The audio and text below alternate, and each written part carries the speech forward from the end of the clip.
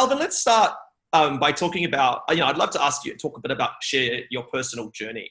How would you say you got into the world of beer? To begin with, I started the beer journey, the craft beer journey, with a lot more hair than this. Beer doesn't make you lose hair. Importing does, right? So, and running a bar, one, right? I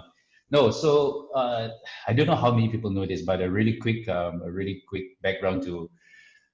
We as a family, me, my sisters, my cousins, we go out drinking a lot, or we used to go out drinking a lot, and now not so much. But we went back in the day before we opened the bar, and then one day, with all drunk nights and alcohol infused decisions made, we decided, why are we spending money at other people's bars? And it was downhill from there. But so we said, yeah, let's open up a bar. Let's try to find what makes people tick, what we would like to do, what we would like to do in terms of being able to go there every day. And I love to come here because this is what I've always wanted in a bar. But we never knew what was the differential factor between opening a bar and comparing us to the next bar down the road. So we played with some ideas back and forth, different names, different concepts. Because at that point, it was really just the big boys, the big commercial beers in the market. So there was no differential in the drinks. So apart from that, we only have a concept that doesn't have to be beer related, because there are only 4 beers in Malaysia, right? So we had to try to do a concept, a food concept, interior decorated kind of concept. One of it was actually a name called Gamba, right? So no chewing gums, not a chewing gum bar, but a bar which when you come in, we take photos of you and we stick it up on the wall, and you come in, if you spot your picture, pull down your picture, you get 10%, 15% off. Gamba means to photograph in Malay, right? Yes. So that, now anybody's listening, you can do that in your bar. Just take that idea, take the photograph, take people's photograph, hang it on the wall. The customers come back, oh, that's my photo, take it down, get a free beer, whatever it is, right? So, but then after that, my cousins from Melbourne came back, and one of them is a lawyer, one of them is an engineer, and they said, let's open a bar too. They said, oh, sure, let's do it together, done. So we looked for a concept until one fine night. My 2 cousins have been living in Melbourne for quite a while. And this was back in 9 years ago. And at 3 o'clock in the morning, Malaysian time, I received a call from my cousins, right? And you would expect a 3 o'clock call in the morning, in the middle of the night, would be an emergency.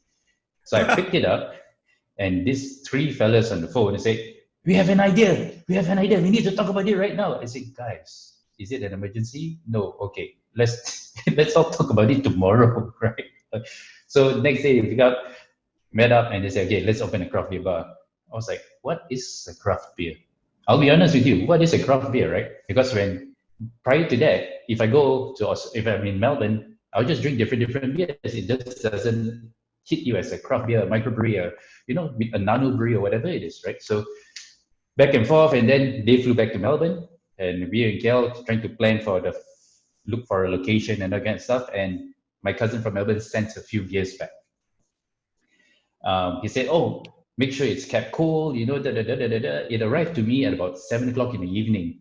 And I had 2 bottles of craft beer. One was a Mornington Peninsula Brown Ale, and one was a wonderful brewery called Cooinda, which is now defunct in Melbourne, but they did a black IPA with Nelson Sauvin hops, right? So I had 2 dark beers in my hands.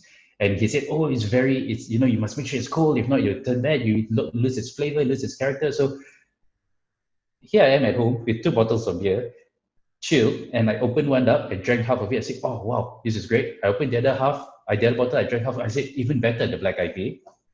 So, and then I said, hey, hang on a second, maybe I should let some people try these beers. And I only had half a bottle left each. I called up my friends and said, hey, you guys, I need you all to try something. So I brought it out to them. So as I was driving to the bar to meet them, I actually held up the beer in front of the air conditioning of the car just to keep it chill, right? Because I didn't know how volatile this was, or how robust it can be, right? So I was driving in my head. I was like, oh no, oh no, oh no, right? So got it, went to the bar, sat down, let them try it, and they said, great, awesome, very nice. But they never knew. At that point, they didn't know what the price was yet. So at that point, everything that tastes good is good, right? And that's how it all started.